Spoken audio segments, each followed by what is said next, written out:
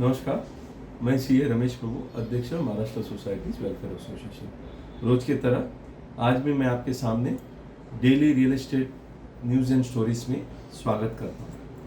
पहला बात ये है कि यदि कोऑपरेटिव हाउसिंग सोसाइटी रीडेवलपमेंट में जाती है और कुछ ऐसे मेंबर्स हैं उनका फैमिली का डिस्प्यूट होने के कारण, तो वो बिल्डर को या सोसाइटी को अपना फ्लैट रीडेवलपमेंट के लिए नहीं देते। इसका मतलब ये हुआ उस फ्लैट के अंदर इंटरनल डिस्प्यूट है, फैमिली का इंटरनल डिस्प्यूट है, और यदि सोसाइटी रीडेवलपमेंट जाती है, डिलैपिडेटेड है, जनरल बॉडी में रेजोल्यूशन पास किया, डेवलपर ने डेवलपमेंट एग्रीमेंट भी साइन हो गया, आईओडी ले लिया, कमेंसमेंट सर्टिफिकेट लेने के लिए बिल्डिंग डिमोलिशन होना जरूरी है, तो इस दरमियान ये जो फैमिली का डिस्प्यूट है वो इम्पेडिमेंट हो जाता है, तकलीफ देता है रीडेवलपमेंट में। तो इस तरह पे क्या करना है? तो एक स्टोरी है जहां 4 लीगल हेयर्स है, देहांत मेंबर का देहांत होने के बाद आपस में डिस्प्यूट कर रहे थे।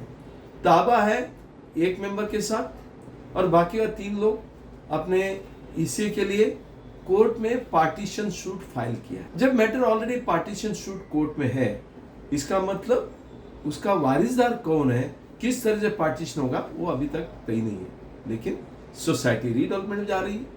इसके लिए ऑलरेडी गवर्नमेंट का जो डायरेक्शन है under section 79A of the MCS act जो 4 जुलाई 2019 का है, उसमें क्लियर कट लिखा है जो आदमी सोसाइटी का फ्लैट के अंदर ताबा में है, जिसका नाम ताबा में है, वो यदि सोसाइटी को ताबा देता है तो भाड़ा भी उनको देना चाहिए और बाकी का जो नया फ्लैट जब बनेगा वो भी उनको हैंड ओवर करना है। लेकिन ये क्लियर नहीं था किसके नाम से permanent alternative accommodation agreement register होगा। इसके लिए ये महत्वपूर्ण जो केस लॉस है जो ऑनरेबल बॉम्बे हाई कोर्ट का है, मैं वो आपके सामने रखना चाहता हूं ताकि आपको क्लैरिटी आएगा, हाउसिंग सोसाइटी को क्लैरिटी आएगा, डेवलपर को क्लैरिटी आएगा कि ऐसे डिस्प्यूटेड फ्लैट में हम किस तरह से आगे बढ़ पाएंगे। हाई कोर्ट का ये मैटर है Jayendra Chabildas Shah versus Paresh Chabildas Shah and others. Writ petition suit file हुआ था 330 ऑफ 2022 जो पार्टीशन सूट है बॉम्बे हाई कोर्ट में फाइल हुआ था। उसमें एक इंटरिम एप्लीकेशन लिया गया 13603 ऑफ 2025। किसने लिया? जयेंद्र चाबिलदास।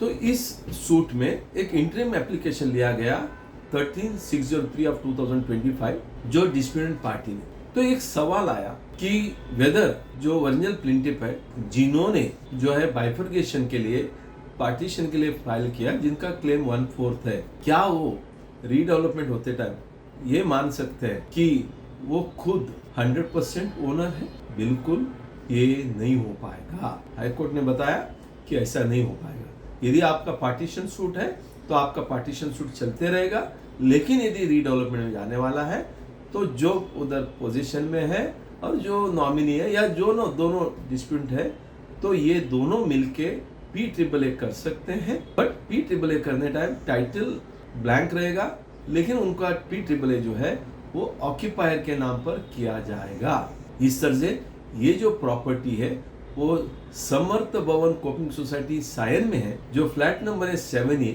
जहाँ 4 डिस्प्यूटेंट थे, पार्टीशन शूट हुआ था। लेकिन हाई कोर्ट में ये ऑर्डर जब मैटर चला गया कि हालांकि प्लेंटिफ नॉमिनेटेड था, वो नॉमिनेशन ऑफ द फ्लैट था, लेकिन डिफेंडेंट बोला कि हमको भी चाहिए, तो ये रिजॉल्व करने के लिए कोर्ट ने बताया कि DNS कंस्ट्रक्शन प्राइवेट लिमिटेड जो डेवलपर है उन्होंने क्या करना चाहिए, PAAA ये जो प्लेंटिफ है और जो नॉमिनी है प्लस उसका जो लीगल है जो डिस्प्यूट तैयार कर रहा है डिफेंडेंट नंबर 1, ये दोनों का नाम से ज्वाइंटली एज ए ऑक्यूपायर, क्योंकि दोनों ज्वाइंटली ऑक्यूपाई किया, एज ए ऑक्यूपायर आप उनके साथ एग्रीमेंट करो, उनको भाड़ा दे दो, लेकिन कॉर्पस और बाकी का जो पैसा है जो रीडेवलपमेंट में मिलता है वो आप कोर्ट में जमा करो।